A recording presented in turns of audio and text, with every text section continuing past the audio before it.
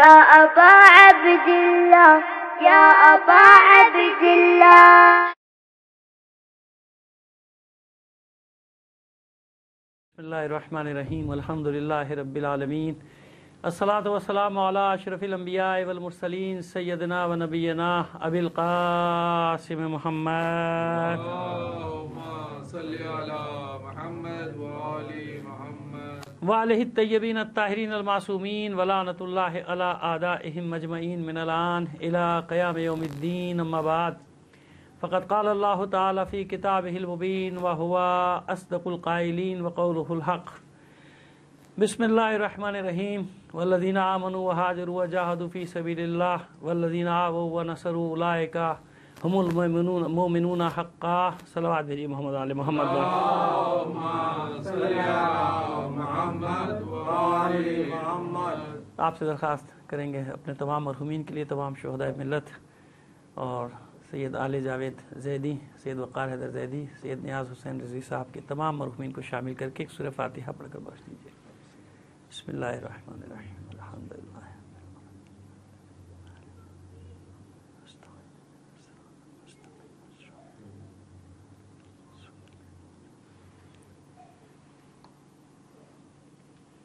صلوات عنایت فرما دیجیے محمد علی محمد پر.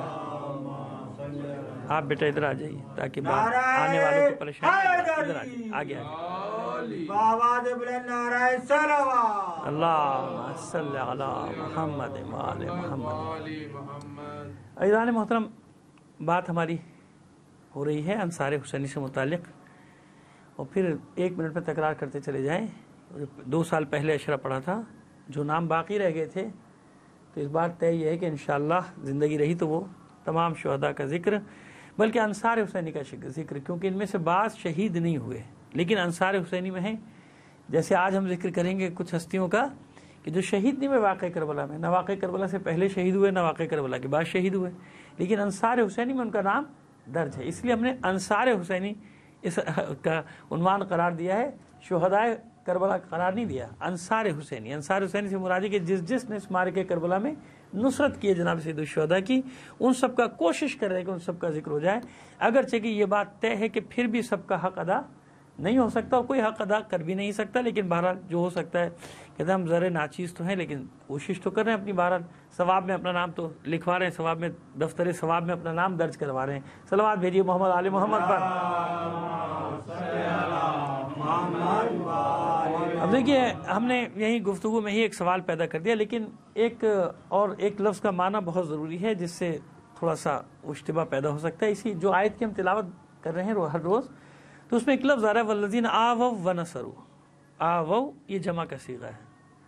اس کا اصل جو ہے اوایوی، الف واو اور چھوٹی یہ، ضربہ یضرب کا باب، اوایوی. صرف اور نحو نہیں سمجھا رہا آپ کو، لیکن ایک چیز محفوظ ہو جائے، ریکارڈ میں آ جائے تاکہ معلوم ہو جائے لوگوں.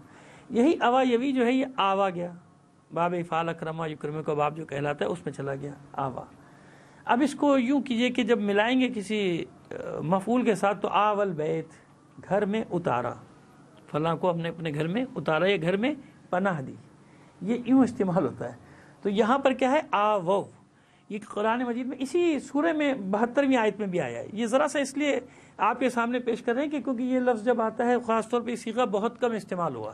جب کم استعمال ہوا تو جب آتا ہے تو لوگوں کی سمجھ میں نہیں آتا کہ اس کا تلفظ کیا ہے، اس کو پڑھنا. یہ فعل ہے آوو و نصرو، یہ آوو جمع کا صیغہ ہے.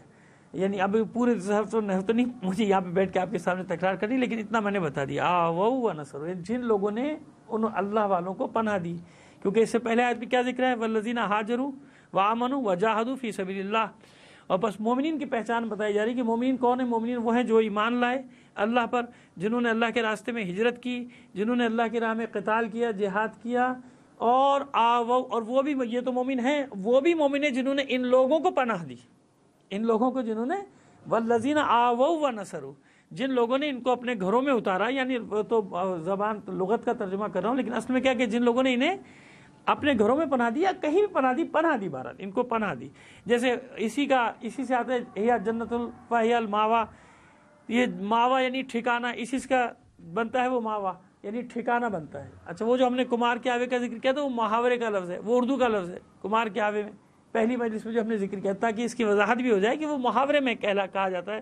آوا جو ہے اردو میں کسی اور چیز کو کہتے ہیں، کمار جس میں اپنی اینٹیں ویٹیں پکاتا ہے، بھٹا جو ہوتا ہے اس کا، تو وہ کمار کا آوا کہلاتا ہے، لیکن وہ آوا یعنی محاورے میں ہے، لیکن اصل لفظ ہے یہ عربی کا، یہ لفظ کچھ اور ہے۔ اس کے معنی ہے آول بیت، یعنی اپنے گھر میں اتارنا، اپنی منزل میں اتارنا، یا لغت میں بھی اسی طرح تشریح کی جاتی ہے اس آول بیت۔ تو آوو کا اب ترجمہ میرا خیال ہے تشریح ذہن میں آ جائے گی لوگوں کے، جب یہ سنیں گے کہ آوو و نصروا، قرآن مجید میں جتنی جگہ یہ لفظ آئے گا تو بات سمجھ میں آئے گی۔ آوو یعنی وہ لوگ جن کو پناہ دی، یا جن لوگوں نے پناہ دی اور ان کو مہاجرین کو، یا وہ جو اسلام قبول کر کے آئے تھے اور بے گھر ہو گئے تھے، بے دیار ہو گئے تھے، ان کو گھر میں پناہ دی۔ آوو و نصروا یعنی مومنین یا وہ ہیں جو ایمان لائے، ہجرت کی، جہاد کیا، یا یہ ہیں جنہوں نے ان کی نصرت کی، ان کی مدد کی، اسی لیے کیا کہلاتے ہیں؟ انصار۔ وہ مہاجرین کہلائے، یہ کیا کہلائے؟ انصار کہلائے۔ آوو و نصروا اولئک ہم المؤمنون حقا، بس یہی مومن ہیں، یعنی حقیقی مومن کیا ہیں؟ یہی لوگ ہیں۔ لہم مغفرت و رزق کریم، اور انہی کے لیے اللہ کی مغفرت ہے، اور انہی کے لیے اللہ نے باعزت اور باوقار روزی رکھی ہے۔ صلوات بھیجیے محمد آل محمد کا۔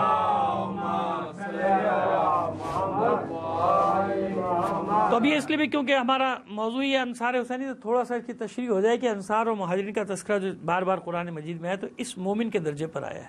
کبھی انصار نے جتایا نہیں تھا کہ ہم نے ان کو پناہ دی اور ان کو ہم نے ہجرت کی۔ ہاں ایک مقام پہ ایسا ہوا تو وہ مقام بتا دیں گے، کبھی وہ بھی ان کو احساس ہوا تھا کہ شاید ہماری دل آزاری ہوئی، تو اس موقع پر انہوں نے کہا تھا، لیکن پھر جب جیسے پیغمبر ختمی مرتبہ صلی اللہ علیہ وآلہ وسلم نے صلوات بھیجی۔ چلیے 1-2 منٹ میں ذکر کر دیں تو جن لوگوں نے نہیں سنا ہماری زبان سے فائدہ ہی ہو جائے گا۔ حنین کے موقع پہ جب جنگ حنین ختم ہوئی اور مال غنیمت بہت زیادہ تعداد میں ہاتھ آیا، تو مدینے کے لوگوں نے دیکھا کہ حنین مکے سے گئے تھے نا لڑنے، یعنی فتح مکہ کے بعد ہوئی ہے، وہاں سے مدینے سے مکے آئے تھے، مکے سے پھر معلوم ہوا کہ حنین میں یہ انہوں نے مار دیا تھا سفیروں کو، بنی حوازن بنی ثقیف نے، جو بھی واقعہ ہوا بہرحال، تو یہ وہاں پہنچے تھے، جنگ حنین ہوئی تھی، تو مکے سے آئے تھے، تو مکے والے بھی اس میں شریک تھے، جنہوں نے ابھی کلمہ پڑھا تھا وہ بھی اس میں شریک تھے۔ تو اللہ کے رسول نے انہیں زیادہ دیا، یہ تمام تاریخوں میں یہی لکھا ہے، یہ کوئی میں الگ سے کوئی چیز نہیں پڑھ رہا، تو وہ ان کو زیادہ دیا مال غنیمت میں۔ تو مدینے والوں کو احساس ہوا کہ یہ مکے والوں کو زیادہ ملا، ہم تو مدینے سے ساتھ ہیں اور ہمیں جو ہے کم ملا۔ حضور کو کسی نے بتایا کہ ذرا رنجیدہ خاطر ہیں مدینے کے لوگ، تو آپ نے طلب کیا، کہا کہ دیکھو کیا چاہتے ہو، مال غنیمت چاہتے ہو یا رسول کو چاہتے ہو؟ مال غنیمت اپنے ساتھ لے جانا چاہتے ہو یا یہ چاہتے ہو کہ اللہ کا رسول تمہارے ساتھ جائے؟ بس یہ سنا تو مدینے کے وہ انصار نے دھاڑے مار مار کے رونا شروع کر دیا، کہا کہ نہیں ہمیں کچھ نہیں چاہیے، ہمیں اللہ کا رسول چاہیے۔ یعنی اللہ کے رسول نے پیغام دے دیا کہ ان کو مال چاہیے تو میں نے دے دیا مال، تمہارے ساتھ تو میں جاؤں گا، مدینے واپس جاؤں گا، مکے تھوڑی رہوں گا، میں تمہارے ساتھ واپس جاؤں گا، تمہیں کیا چاہیے؟ تو یہ ہے انصار کا کریکٹر۔ صلوات بھیجیے محمد آل محمد پر۔ آئیے اب ان 2 ہستیوں کا ذکر کرتے ہیں آپ کے سامنے جو کربلا میں شہید نہیں ہوئے، نہ پہلے شہید ہوئے نہ بعد میں شہید ہوئے، لیکن انصار حسینی میں ان کا نام درج ہے۔ پہلا نام ہے شریک ابن اعور۔ شریک ابن اعور، شریک اعور بھی کہتے ہیں، بہت مشہور ہستی ہیں، یہ بصرے میں تھے، ابن زیاد کے پاس تھے، وہاں رہتے تھے، لیکن محب اہل بیت، شروع سے محب اہل بیت۔ جب یہ میں نے کل ذکر کیا آپ کے سامنے سلیمان ابی رزین کا، ابی روزین کا یا ابی رزین کا ذکر کیا آپ کے سامنے، غلام کا، جناب سید الشہداء کہ جب یہ غلام پیغام لے کے گیا تو اب یہ منصوبہ بندی کر رہے تھے کہ میں کیسے جاؤں، میں کربلا کیسے پہنچوں، اپنے آپ کو پوشیدہ کیا تھا۔ اچھا، اور وہ عزت بھی بہت کرتا تھا ابن زیاد، کیونکہ بزرگان بصرہ میں سے تھے، اشراف بصرہ میں سے تھے، عزت کرتا تھا، اور اس کو بظاہر ان سے کوئی خطرہ بھی محسوس نہیں ہوتا تھا، لیکن یہ ظاہر ہے کہ مولا کائنات کے ساتھ تھے، پھر امام حسن مجتبیٰ علیہ السلام کے ساتھ تھے، اب یہ الگ رہ رہے تھے، بڑھاپا بھی تھا تو اس سے کوئی خطرہ بظاہر اس کو نہیں تھا، اور بلاتا بھی تھا، مشورے بھی کرتا تھا، عزت بھی کرتا تھا۔ اب جس کی عزت ابن زیاد جیسا ملعون کرتا ہو تو سمجھو اس میں کوئی تو ایسی بات ہوگی اترگی والی، ورنہ وہ کسی کی عزت نہیں کرتا تھا ابن زیاد، لیکن ان کی عزت کرتا تھا۔ اب جب ابن زیاد کو حکم آیا یزید ملعون کا، بھائی یزید کو تو لعنت بھیج سکتے نہیں بھیج سکتے ہیں، بھیج سکتے نا، بھائی یزید کو لعنت بھیج دیا کیجیے، سب پہ خود بخود پہنچ جایا کرے گی۔ صلوات بھیج دیجیے محمد آل محمد پر۔ عجیب ہے یہ بڑا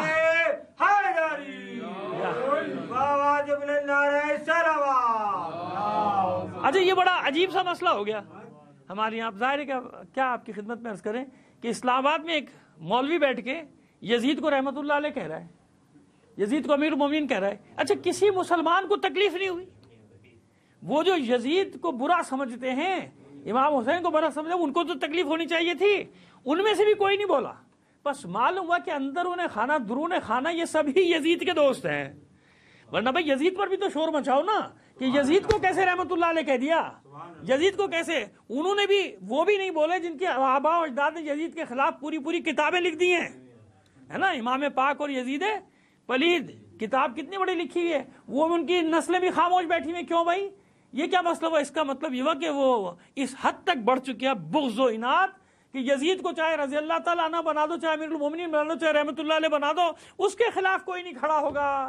ہاں یزید کو کچھ نہ کہا جائے. اصل ایجنڈا یہی ہے، کیونکہ اس نے مولوی نے تقریر کر دی نا، یزید رحمت اللہ علیہ کہہ کے امیر المومنین کہہ کے اس نے بتا دیا کہ ایجنڈا یہ ہے کہ اس ملک میں کسی بھی طریقے سے یزید کو امیر المومنین بنوا دیا. تو بنا لو، تم کتنی کتابیں تو تمہارے بڑے لکھ چکے، تم بھی لکھ لو، لیکن یاد رکھو جو لعنت حسین نے اس کا مقدر بنا دی، تم 1000 بار بھی پیدا ہو تو اس لعنت سے پیچھا نہیں چھوٹتا یزید کا. کچھ بھی کر لو، جتنے ہاتھ تر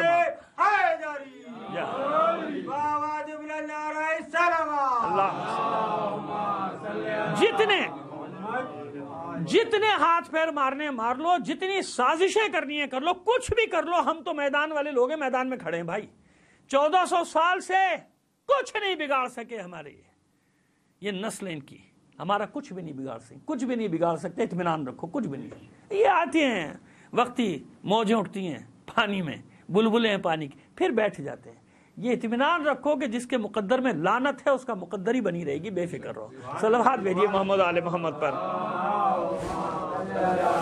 بڑی میرے ساتھ مشکل یہ دعا کیا کیجیے آپ. میں خیر سب کے لیے دعا کرتا ہوں، پروردگار جتنے بھی مریض ہیں سب کو صحت کامل و عاجلہ عطا دے. اب وہ جوش میں چاہتا ہوں کہ پرانا انداز آ جائے، لیکن پھر ایک دم سے مجھے بہرحال میرے لیے بھی دعا کریں، پروردگار مجھے بھی صحت کاملہ دے دے.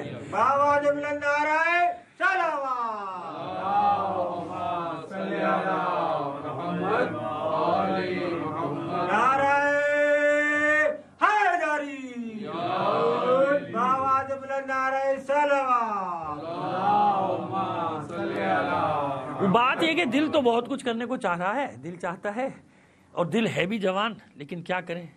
وہ بقول احمد فراز کے دل کی کیا بات کریں، دل تو ہے ناداں جانا، کیا کریں. اب وہ بہرحال ایک جسم جو ہے وہ تو اپنی جگہ پر ہے نا، تو دعا کریں کہ صحت مل جائے انشاءاللہ. خدا نے چاہا کوئی مسئلہ نہیں ہے. مارکا کوئی 2-4 دن کا تھوڑی ہے. جب تک زندہ ہیں، جب تک وہ وارث ہمارا پردے غیب سے ظاہر نہیں ہو جاتا، مارکا جاری ہے نا، مارکا جاری رہے گا، اس کے سامنے بھی جاری رہے گا. گھبرانے کی کون سی بات ہے.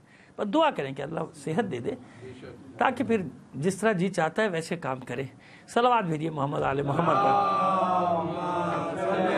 خیر یہ تو تھا جملہ معترضہ، اس کے بغیر مجلس آگے نہیں جانا چاہیے تھی، جانا بھی نہیں چاہیے تھی اس کے بغیر. یہ تو پیغام ہے نا، یہ تو آپ کو روز ہے اور سب کو پیغام کیا، یہ سارا سب کو پیغام چلا گیا کہ کوئی گھبرانے کی، اپنوں کو بھی ہے کہ گھبرانے کی ضرورت نہیں، دوسروں کو بھی بتا دیں کہ لعنت تمہارا مقدر ہے، تمہارا مقدر ہی رہے گا. یہ جو تمہارا ایجنڈا ہے نا کہ یزید کو کسی طرح تم رضی اللہ تعالیٰ عنہ بنا دو، کسی طرح یہ تمہارا ایجنڈا جس پہ تم کام کرو نا کہ کسی طرح یزید کو امیر المومنین قرار دلوا دو، تم کہو نا، تمہارے باپ دادا کہتے تھے، تم بھی کہو، بنی امیہ کہتے تھے نا، لیکن ہمیں کچھ کرنا ہی نہیں پڑا. بنی عباس نے آگے وہ جوتے مارے تمہاری قبر میں کھود کے پھینک دی ساری. ظالم نے ظالم کو مارا تو ہمیں کوئی مسئلہ نہیں، کوئی نہ کوئی آئے گا تم پر مسلط ہو جائے گا، کیونکہ ہم یہ کام کرتے بھی نہیں قبریں کھودنے وودنے کا. صلوات بھیجیے محمد آل محمد پر. ہاں جن کا کام ہے تاریخ میں پڑھ لو کن کا کام ہے، کون قبریں ڈھونڈتے رہے تھے کھودنے کے لیے، کون ایک دوسرے کی قبریں کھودتے رہے، اور آج بھی کون صحابہ کرام کی قبریں کھود رہا ہے. اب بھی لوگوں کی سمجھ میں نہیں آ رہا کون ہے صحابہ کا دشمن، کس نے قبریں کھودی ہیں صحابہ کی، کس نے بے حرمتی کی ہے صحابہ کی قبروں کی. وہاں خاموش، وہاں کوئی نہیں بول رہا. یزید کو القاب و اعزازات دیے جا رہے ہیں، کوئی نہیں بول رہا. اتنا شیعہ دشمنی میں آگے بڑھ گئے تم لوگ، اتنا بغض شیعہ میں آگے بڑھ گئے ہو کہ تمہیں اللہ رسول کسی کے غضب کا کوئی پاس نہیں، کسی کے غیظ و غضب کا پاس نہیں رہا، کوئی دین نہیں رہا، کوئی ایمان نہیں رہا. ہماری دشمنی میں اتنا آگے بڑھ گئے ہو. چلو ہماری دشمنی میں تمہارے چہروں سے نقابیں تو اتر گئی، اتنا تو ہو گیا کہ ہماری دشمنی تمہارے چہرے بے نقاب ہو گئے. صلوات بھیجیے محمد آل محمد پر. آواز بلند آ رہا ہے صلوات. چلیے تو بات ہم کر رہے تھے جناب شریک ابن احور کی. تو جب یزید لعنت اللہ علیہ نے وہاں سے پیغام بھیجا ابن زیاد کو کہ تو اس کو کسی کے حوالے کر بصرے کو اور کوفے کی ولایت سنبھال, کوفے کو سنبھال, اور جو سرکشی کرے اس کا سر اڑا دے. اس نے اپنے بھائی عثمان ابن زیاد کو والی بنایا کوفے بصرے کا. اور جب یہ چلا تو شریک ابن احور بھی ساتھ ہو گئے کہ اسی بہانے میں جناب سید الشہداء کے پاس چلا جاؤ. یہ جانتے تھے کہ یہ کتنا بڑا بدبخت ہے ابن زیاد, کتنا بڑا مل. تو یہ چاہ رہے تھے راستے میں تاخیر کرتے.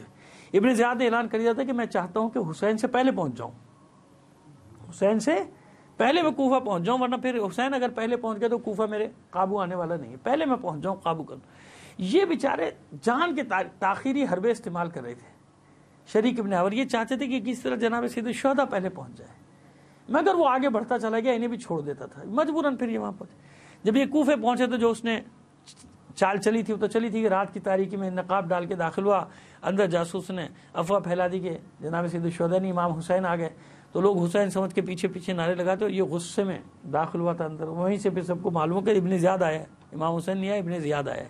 یہی چاہ رہا تھا کہ پہلے میں حالات دیکھ لوں, جانچ لوں. خیر وہ الگ بات. تو شریک ابن احور اس کے ساتھ دارالامارہ میں نہیں گئے. شریک ابن احور چلے گئے جناب ہانی ابن عروہ کے گھر. جناب ہانی ابن عروہ کے گھر مہمان بنے, ان کے دوست بھی تھے, اور وہاں پہ انہوں نے سارے حالات کا جائزہ لینا شروع کیا. اور وہیں پہ جناب مسلم بن عقیل بھی پوشیدہ تھے. اچھا وہاں جا کے بیمار ہو گئے, واقعتاً بیمار ہو گئے شریک ابن احور, اور شدید بیمار ہو گئے. ابن زیاد کو نے جب معلوم کروایا تو اس کو معلوم ہوا کہ ہانی کے گھر میں اور سخت بیمار ہے. تو اس نے کہا میں عیادت کے لیے آنا چاہتا ہوں. وقت مقرر ہوا تو شریک ابن احور نے جناب مسلم کو بلایا, اور جناب مسلم کو بلا کر کہا کہ موقع اچھا ہے, یہ مجھے دیکھنے آیا کہ جب میں پانی طلب کروں اس وقت آگے اس کا کام تمام کر دیجیے. یہ منصوبہ بن گیا. اچھا تھوڑا سا جناب ہانی ابن عروہ کو اس میں تھوڑا سا وہ تھا, جھجک تھی کہ میرے گھر میں یہ قتل و غارت گری نہ ہو, لیکن انہوں نے اس کا اظہار نہیں کیا. لیکن آپ کے گھر کی خواتین نے, یہ بعد میں مورخین نے بھی لکھا ہے, میں بھی دیکھ رہا تھا کہ یعنی یہ ایک روایت یہ بھی ہے, سب جگہ یہ نہیں ہے لیکن یہ بھی ہے, اس لیے ذکر کر رہا ہوں کہ کہیں کوئی پڑھ لے تو یہ بھی ہے. گھر کی خواتین نے جناب مسلم سے درخواست کی تھی کہ مسلم یہ کام نہ کیجیے گا, ہمارے گھر میں یہ سب نہ ہو. لیکن جناب مسلم نے جو وجہ بیان کی وہ کچھ اور تھی. جب یہ آیا دیکھنے کے لیے, ان کی طبیعت بہت زیادہ خراب تھی, تو انہیں پانی طلب کیا, لیکن جناب مسلم نہیں نکلے. پھر تھوڑی دیر بعد پانی طلب کیا, پھر وہ نہیں نکلے. تو انہیں نے کچھ ایسے جملے کہے جھنجھلاہٹ میں کہ ابن زیاد نے ہانی سے کہا, ہانی کہ ان کا ہذیان تو نہیں بکنے, کیا ہو گیا ان کا؟ نہیں طبیعت خراب ہے, شام سے ایسی باتیں کریں. اس نے بچانا چاہا. تو اس کے غلام کو اندازہ ہوا کہ حالات ٹھیک نہیں ہیں, یہاں کچھ منصوبہ ہے. جلدی سے اس نے کہا جلدی سے یہاں سے نکل, مجھے خطرے کی بو محسوس ہو رہی ہے. یہاں چلا گیا, نہیں معلوم. تو وہ جناب مسلم نکلے تو شریک ابن احور ذرا سا وہ کہ بھئی آپ نے کیا کیا, موقع گنوا دیا, اب کہاں وہ ہاتھ آئے گا. جناب مسلم بن عقیل کہتے ہیں کہ دو چیزوں سے مجھے حیا آئی. ایک تو میں اس گھر میں مہمان ہوں ہانی کا, میں نہیں چاہتا تھا کہ اپنے میزبان کو مشکل میں ڈالوں, میں اپنے میزبان کو مشکل میں نہیں ڈالوں. دوسرے مجھے اپنے چچا مولا علی بن ابی طالب علیہ السلام کا قول یاد آیا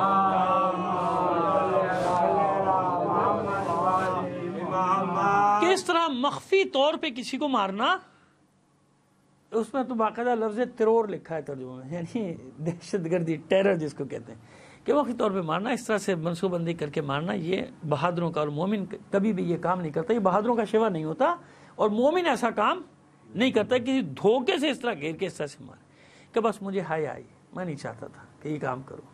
کہا کہ بس تو نے میری بھی موت کا بندوبست کر دیا اور اپنی موت کا بھی بندوبست کر لیا مسلم تو نے. لیکن خیر اچھا ہوا یہ کہ شریک ابن احور اسی بیماری کے سبب سے انتقال کر گیا. میں نے کہا نا کہ شہید نہیں ہوئی ہے, لیکن ناصر حسین تو تھے نا, حسین کی مدد کا ارادے سے تو نکلے تھے. تو ان کا نام ہے شریک کا کہ جناب انہوں نے پوری کوشش کی کہ اسی طرح ابن زیاد قتل ہوئے, تو انصار حسینی میں ان کا بھی نام آتا ہے, شریک ابن احور کا نام بھی آتا ہے. تو شریک اسی میں انتقال ہو گیا. جب انتقال ہوا تو یہ جنازہ پڑھنے کے لیے آیا, جنازہ پڑھا اس نے, ابن زیاد نے. جنازہ پڑھنے کے بعد اسے اس سازش کا علم ہوا کہ بھئی شریک نے تو تیرے قتل کا منصوبہ بنایا تھا.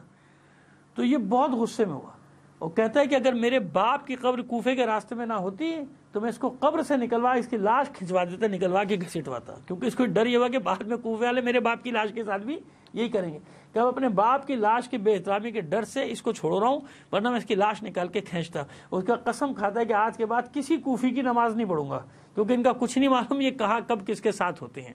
صلوات بھیجیے محمد آل محمد پر۔ تو میں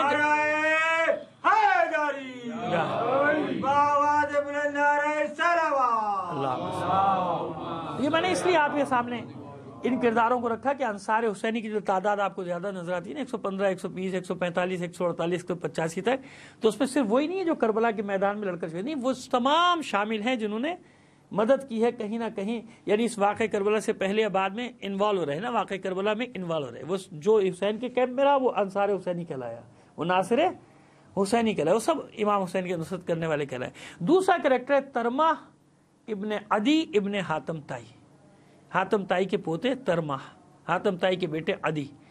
عدی کے 4 بیٹے ہیں، 3 بیٹے ہیں طارف، طرفہ اور طریف۔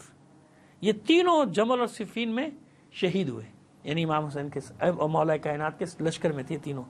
اینت طرائف، وہ جب یہ شام پہنچے تو اس نے اذیت دینے کے لیے پوچھا تھا، ان کی بینائی چلی گئی تھی عدی ابن حاتم کی، تو پوچھا تھا اینت طرائف کہاں ہیں وہ تیرے بیٹے، جمع کر کے اس نے کہا طرائف یعنی طارف، طرفہ اور طریف، اور ترمہ چھوٹے تھے جو واقع کربلا تک زندہ رہے، کہ اینت طرائف کہاں ہیں وہ تیرے بیٹے۔ تو اس نے بڑے اطمینان سے عدی ابن حاتم نے جواب دیا کہ وہ علی کی حملہ کعبی میں جمل اور صفین میں شہید ہو گئے۔ تو پھر اس نے پھر دوسرا زخم لگایا، کہتا علی نے انصاف نہیں کیا تیرے ساتھ۔ چھونکے عدی ابن حاتم، کیوں، کیا انصاف نہیں کیا؟ کہا دیکھ تیرے بیٹے شہید ہو گئے اور علی باقی رہے، تیرا گھر اجڑ گیا۔ ایسے نا پن کرتے تھے نا لوگوں کو، اکساتے تھے علی کے خلاف، تیرے بیٹے تو مر گئے، شہید ہو گئے، علی بھی باقی، علی کے بیٹے بھی باقی۔ تو غصے میں عدی ابن حاتم نے اس بڑھاپے میں کہا تھا کہ غلط کہا تو نے، میں نے انصاف نہیں کیا علی کے ساتھ، کہ علی اس دنیا سے چلا گیا اور میں زندہ ہوں۔ یہ تھے علی کے جانثار۔ ہمارے یہاں ذرا سی تکلیف پہنچ جائے تو آپ جانتے ہیں نا کیا حشر ہو جاتا ہے، معذرت کے ساتھ، صبح شام ہم تو دیکھتے ہیں اور آپ بھی دیکھتے ہوں گے، تھوڑی سی تکلیف پہنچ جائے، بھئی مولا کے نام پہ تکلیف آ رہی ہے نا، برداشت کر لو۔ اچھا جب ایسی بات کو لوگ کہتے ہیں کہ ہاں جب آپ کو تو پتہ چلے گا، بھئی آپ کو کیا پتا کہ ہم نے بھگتا ہے کہ نہیں بھگتا؟ آپ کیسے کہہ رہے ہیں یہ بات؟ یہ باتیں وہ تو نہیں ہے کہ یہاں سے اعلان کر کر کے بتایا جائے کہ کس نے کیا کیا ہے نا، ایسے نہیں کہتے۔ نہیں قربانی دے سکتے اس میدان میں نہ بتاؤ، اگر قربانی نہیں دے سکتے نہیں ہو، ختم ہوگی بات۔ زبردستی تو حسین کسی کو بھی نہیں بلاتا، کربلا میں اپنے انصار کے انہیں آزاد کر دیا تھا کہ جاؤ جس کو جانا ہے چلے جاؤ، یہ زبردستی کا میدان ہی نہیں۔ لیکن جب دعویٰ کر رہے ہو، شور کر رہے ہو، جب آ رہے ہو تو بھائی پھر پریشانی تو آئے گی نا۔ کیسے ہو سکتا ہے کہ علی کے کیمپ میں آ جاؤ تم پر مصیبت نہیں آئے، حسین کے کیمپ میں آ جاؤ مصیبت نہیں آئے؟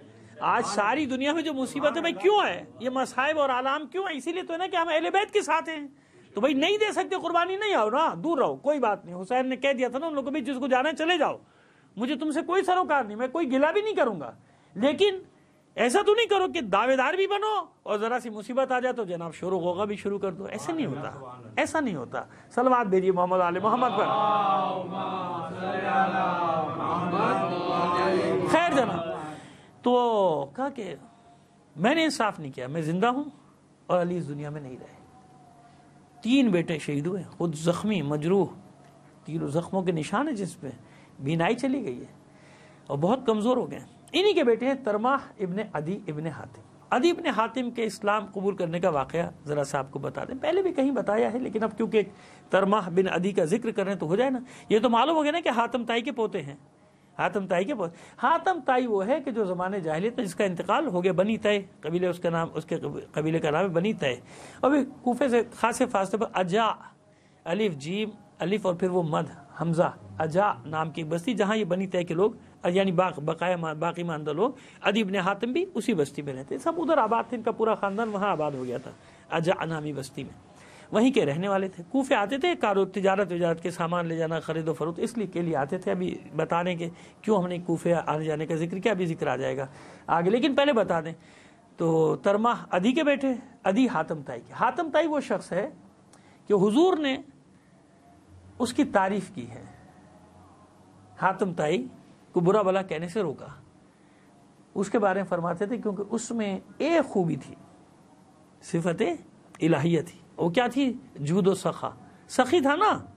اب آپ دیکھیں نا, حاتم کا معنی سخاوت نہیں ہے, لیکن حاتم طائی اتنا بڑا سخی تھا کہ آج حاتم کا معنی سخی سمجھا جاتا ہے کہ بڑا حاتم ہے بھائی ہے نا. حاتم طائی کے پیٹ پہ لات مار دی. اگر کوئی کنجوس کبھی کچھ خرچ کر دے, کوئی بخیل انسان کوئی کچھ ذرا سا خرچ کر دے کہیں, تو کیا کہتے ہیں بھائی, تو حاتم طائی, حاتم کے پیٹ پہ لات. آج حاتم کا معنی سخی ہو گیا, حالانکہ حاتم کا معنی یہ نہیں تھا, لیکن اس نے اتنی سخاوت تھی, اس میں اتنی سخاوت تھی, اس کے نام کا معنی بن گیا ہے نا. یعنی آج کسی کو سخی کہہ دو بھائی, یہ تو بالکل حاتم طائی ہے بھائی, ہے نا, ایسے کہتے ہیں نا, نام کا معنی بن گیا. تو اس کو کہتے تھے کہ اس کو اللہ نے اس لیے عزت دی کہ اس میں ایک صفت موجود تھی. وہ کیا تھی؟ جود و سخا, یعنی سخی بہت تھا, سخاوت بہت, لوگوں کی مدد بہت کرتا تھا. خیر, تو بنی طے کہ جب قیدی آئے ہیں مدینے, تو اس وقت یہ جیلیں والوں کا یہ سسٹم نہیں تھا تصور جو آپ ابھی سمجھ, احاطے ہوتے تھے, یعنی چار دیواری بنا دی, وہاں رکھ دیا, 2 سپاہی 4 غلام پہرا دے رہے تاکہ نکلنے نہ پائے. تو وہاں بنی طے کے اسیروں کو رکھا تھا, جن میں حاتم طائی کی بیٹی بھی اور یہ بیٹا عدی ابن حاتم یہ بھی آیا تھا, عدی ابن حاتم بھی آیا تھا. تو مولا کا جب اس احاطے کے پاس سے گزر ہوا, جس کو آپ اس زمانے کا زندان کہہ لیجئے, تو عدی ابن حاتم کی بہن نے آواز دی کہ ابو طالب کے بیٹے, میری بات سنیں, ابو طالب کے بیٹے کہہ کے پکارا. رک گئے مولا کہنے. ان قیدیوں کے پاس گئے تو اس نے کہا کہ میں حاتم طائی کی بیٹی ہوں اور میرا بھائی بھی ان قیدیوں میں, آپ اللہ کے رسول سے ہماری سفارش کیجیے. تو یہ سنتے ہی مولا کائنات تیزی سے گئے مسجد نبی حضور کے پاس. ابھی تو آئے ہیں نا قیدی, ممکن ہے کہ میں امکان ظاہر کر رہا ہوں کہ ممکن ہے کہ اس وقت تک اللہ کے رسول کو بھی علم بتایا ہی نہیں گیا کہ کون کون قیدی میں ہے. خیر بہرحال جو بھی رہا ہو, لیکن واقعہ یہ ہے کہ حضور کی خدمت میں مولا کائنات پہنچے, اور جانے کے بعد کہتے ہیں کہ اللہ کے رسول ان قیدیوں میں جو بنی طے کے قیدی آئے ہیں, ان میں حاتم طائی کی بیٹی بھی ہے اور بیٹا بھی. فوراً اللہ کے رسول نے حکم دیا کہ ان کو فوراً آزاد کر دو, ان کے باپ کے احترام میں, ان کے باپ کے احترام میں. یہ حضور قانون دے کے گئے تھے کہ آبا و اجداد کی بزرگی احترام اولاد میں جاتا ہے. یعنی عمل کر کر کے بتا رہے تھے کہ اگر کوئی بڑا آدمی ہو, بزرگ ہو, قبیلے کا باعزت ہو, تو خبردار اس کی اولاد کے ساتھ بدسلوکی نہ کرنا. اے مسلمانوں, میں جو کہہ رہا ہوں سمجھ میں آ رہی ہے بات کہ میں کیا کہہ رہا ہوں؟ جہاں جہاں میری آواز جا رہی ہے کہ اللہ کا رسول عمل کر کے بتا رہے کہ خبردار ایسا نہ کرنا. جو اپنی قوم کے بزرگوں, ان کی اولادوں میں ان کا احترام جاتا ہے, ان کے بزرگوں کے احترام میں ان کی اولاد کے ساتھ اچھا سلوک کرنا. کیوں بار بار اللہ کا رسول یہ سمجھا رہا تھا, عمل کر کے بتا رہا تھا؟ کم از کم سنت رسول پہ عمل کر لیا ہوتا کہ جب عام ایک بزرگ آدمی جو اسلام بھی نہیں لایا حاتم طائی, اس کا احترام اللہ کے رسول اتنا کر رہے ہیں کہ اس کے احترام میں اس کے بچوں کو آزاد کر رہے ہیں. تو اللہ کے رسول جس نے تمہیں مسلمان بنانے سے تمہیں کلمہ پڑھایا, جس تاریخ کے اسے نور کی طرف لے کر آیا, کچھ تو اس کی اولاد کا خیال کر لیا ہوتا. کتنا خیال کیا.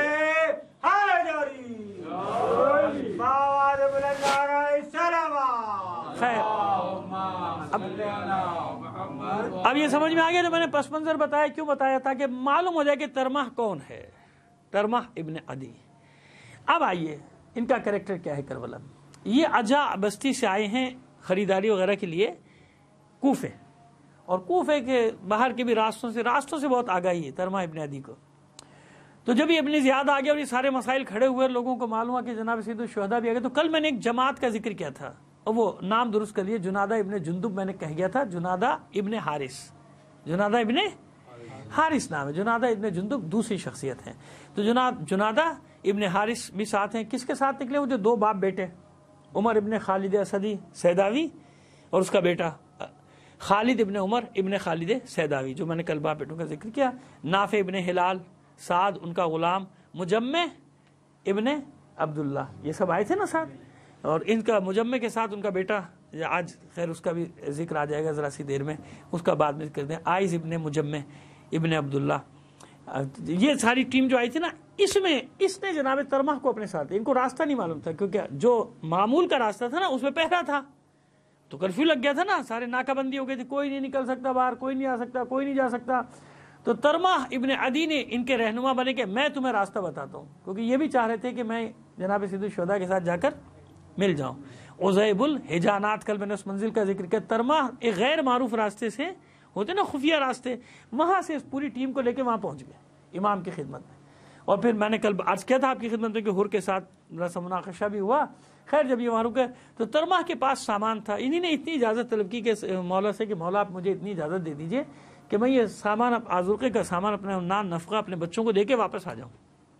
اجا تک جانا تھا کہ اگر آپ اجازت دیتے تو میں جاتا ہوں، ورنہ میں آپ کے ساتھ ہی ہوں.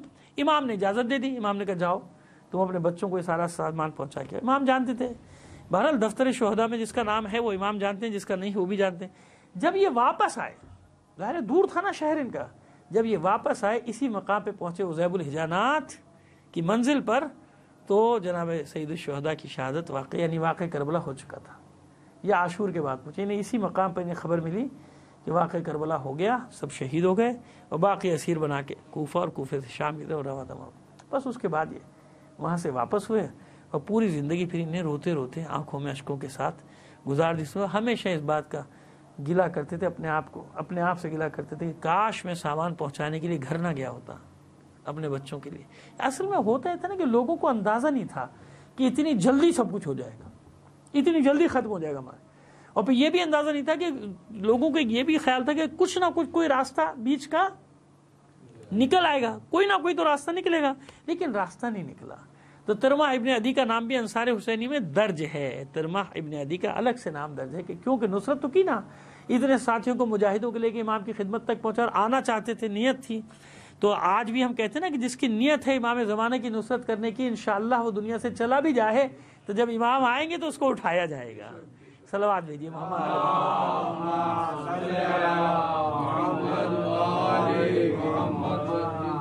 نعرہ حیدری، آواز بلند نعرہ صلوات. اللہم صلی.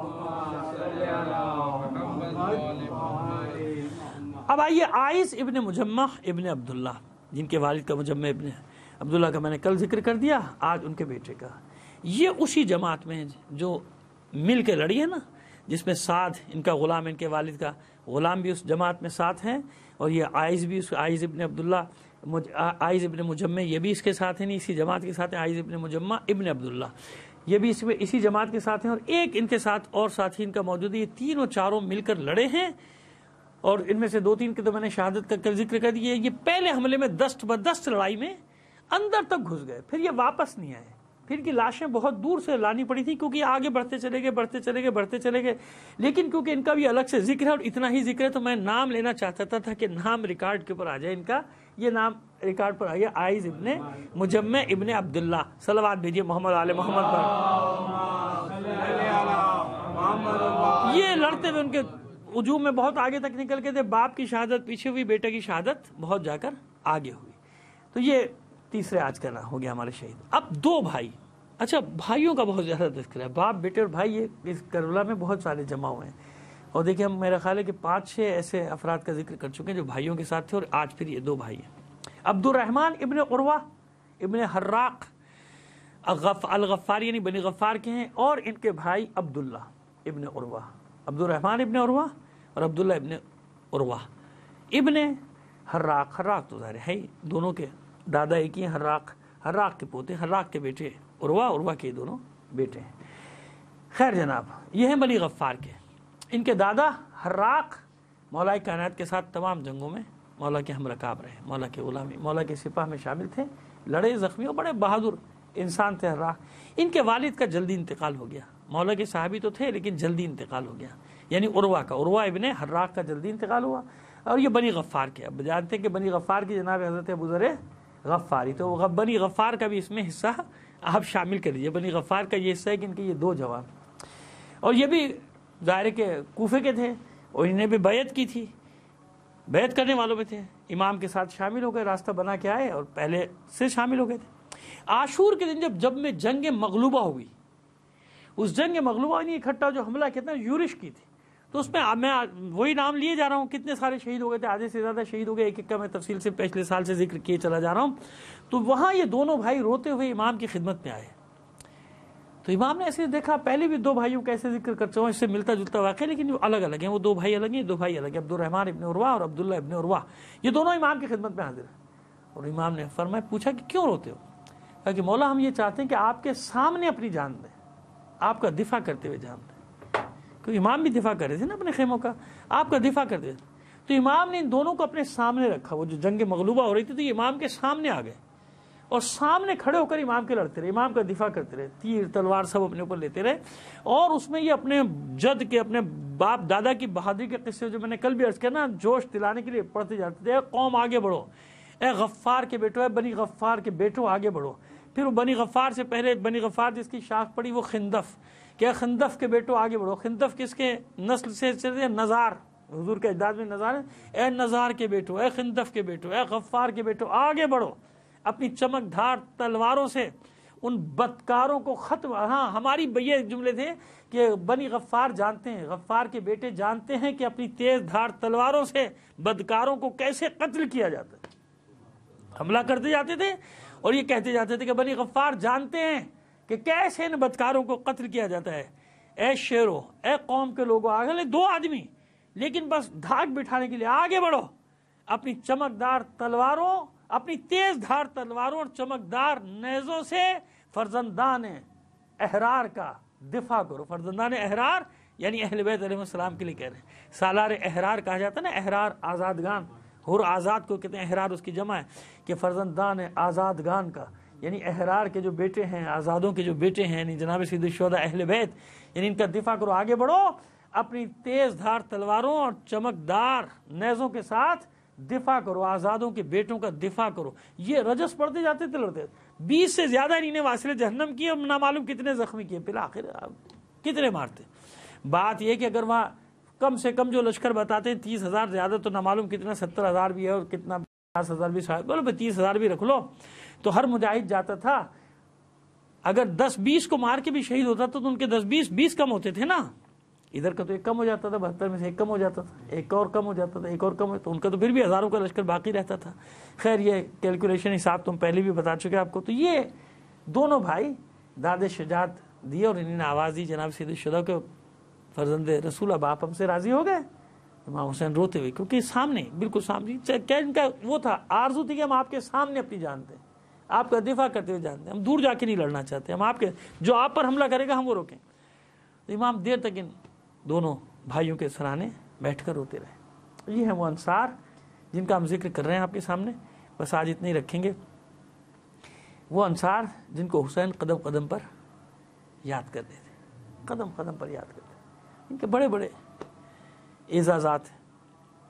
یہ سب کے سب کربلا میں ایک ساتھ جمع ہے. ان سب کے سر تن سے اتار لیے گئے تھے نا، سر اتار کے لے گئے تھے. بے سر کے لاشیں تھے یہ سب، بے سر کے لاشیں. آئیے آج آپ کو بتائیں کہ تدفین کے وقت ہوا کیا تھا. ان کی تدفین کے وقت یہ ہوا تھا ان تمام انصار حسینی کی کہ سروں پہ، جسموں پہ سر نہیں تھے کسی کے. جناب سید الشہداء کے سر کو، بدن اطہر کو، جسد اطہر کو پہچاننے میں کس نے مدد کی تھی؟ خود امام سید سجاد، امام زین العابدین علیہ السلام. آپ ہی نے شہزادہ علی اکبر کا لاشا الگ کیا، آپ ہی نے شہزادہ علی اصغر کا لاشا الگ کیا، اس لیے وہ سب الگ الگ لاشیں. آپ ہی نے جناب حبیب بن مظاہر کا لاشا، اور باقی سب کو ایک جگہ دفنانے. یہ واقعہ ہے کیا تدفین کا؟ اور یاد رکھیے کہ سر بعد میں لائے گئے، سر بعد میں لا کے ملحق کیے گئے جب اسیر قید سے رہا ہو کر آئے. اس سروں کی 2-3 روایت ہیں جو میں پڑھتا رہتا ہوں. ایک وہ کوفے میں جو ہے مسجد حنانہ، وہاں مقام ہے کہ پہلے جب کربلا سے لائے گئے تو کوفے سے باہر مسجد حنانہ میں ٹھہرایا تھا قافلے کو، تو وہیں پہ سر رکھے گئے تھے. بعض کہتے نہیں وہیں پہ سر دفنا دیے گئے تھے. یہ بھی ہے مقام ہے. دمشق میں بھی مقام ہے سرائے شہداء کا. اور یہ بھی ہے کہ تمام سروں کو واپس لایا گیا اور واپس لا کے جسموں کے ساتھ ملحق کر کے کربلا میں دفن کیا گیا. اور راس الحسین کی آپ روایت جانتے ہیں کہ قاہرہ کے لیے بھی ہے. یہ میں روایت کی تکرار کیوں کرتا ہوں کہ بعض لوگ اگر کوئی بات دریافت ہو جائے، جیسے جناب ماہم بی بی پر ہم نے بات کی تو لوگوں کا ہوا کہ جناب وہ فلاں جگہ قبر، تو فلاں جگہ فلاں جگہ. تو میں ان کو سمجھانے کے لیے کہا کہ بھائی وہ زمانہ تقیہ کا زمانہ ہے، کچھ نہیں معلوم اہل بیت کی نشانیاں کہاں کہاں بکھر گئیں. اور میں نے اس کے لیے مثال دی کہ بتائی کتنی جگہ سر حسین کی روایت ہے کہ نہیں ہے. صلوات بھیجیے محمد علیہ محمد پر. اسی طرح اسی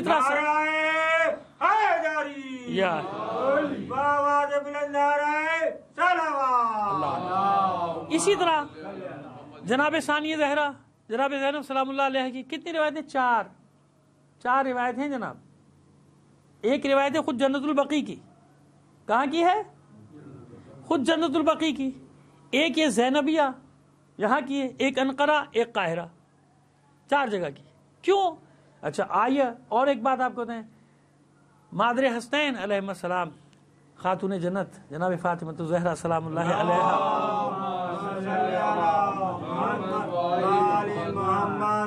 آپ کے قبر مطہر کہاں ہے بھائی؟ کسی کو معلوم ہے تو بتا دو، کسی کو نہیں معلوم ہے. ہمارے برادران یہ کہتے ہیں کہ وہ جنت البقیع میں جناب فاطمہ بنت اسد کی قبر ہے ہماری نزدیک، اس کو کہتے ہیں دختر رسول کی قبر، لیکن ایسا تو نہیں ہے نا، چھپائی گئی نا.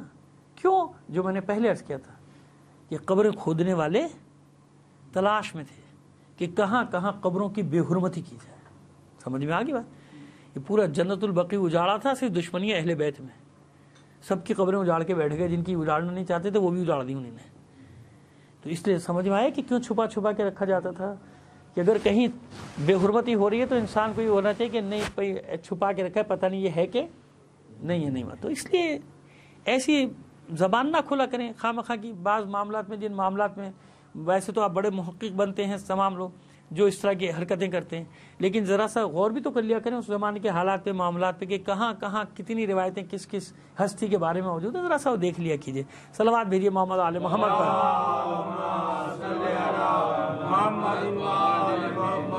یہ وہ تاریخ ہے کہ جب جنگ ختم ہو گئی، اسیروں کو لے جایا گیا، 12 کو یا 13 کو کوفے لے جایا گیا. اور جس طرح سے لے جایا گیا تھا وہ بھی آپ سنتے رہتے ہیں کہ پسر سعد نے یہ حکم دیا تھا کہ اسیروں کے قافلوں کو شہداء کے لاشوں کے درمیان سے گزارا جائے.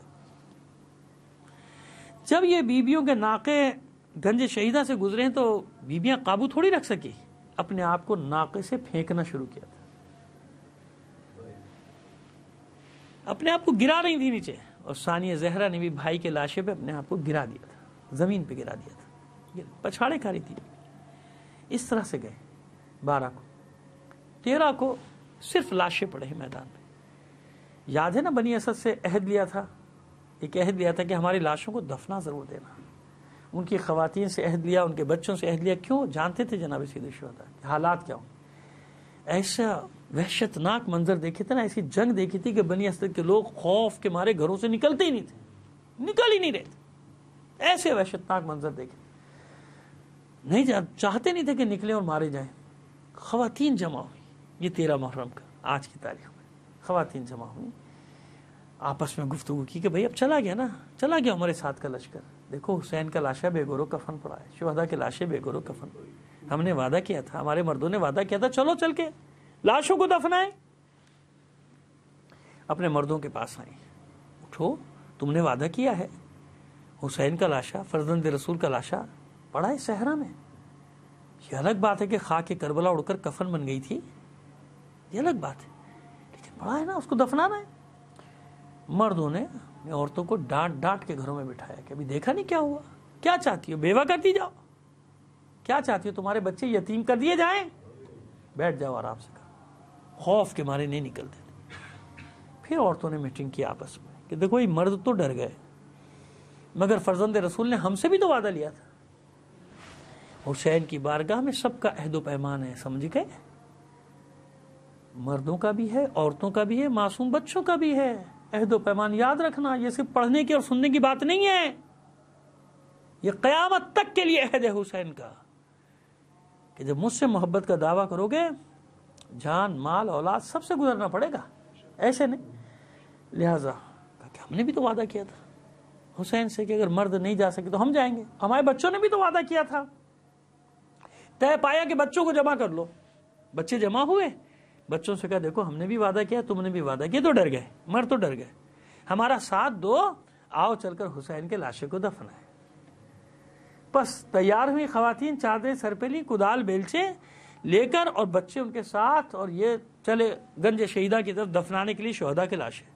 اب جو مردوں نے دیکھا کہ ہماری عورتیں لاشیں دفنانے جا رہی ہیں تو اب ان کی غیرت جاگ اٹھی. اگر ہماری موجودگی ہماری عورتوں نے لاشیں دفنائے تو قیامت تک کے لیے ذلت کا داغ لگ جائے گا، ننگوار کا داغ لگ جائے گا کہ ان کی عورتوں نے، مرد زندہ تھے، ان کی عورتوں نے لاشیں دفنائے. تو بس ان سے گوارا نہ ہوا، اپنی عورتوں کا اس طرح میدان میں جانا، اپنے ہتھیار باندھے گھروں سے دوڑے، اپنی اپنی عورتوں کے ہاتھ پکڑے کہ بیٹھ جاؤ، اب ہمیں کوئی خوف نہیں، گھروں میں بیٹھ جاؤ، اب چاہے کچھ بھی ہو جائے، مار دیے جائیں، ہم فرزند زہرا کا لاشا دفنائیں گے۔ سمجھ میں آئی بات؟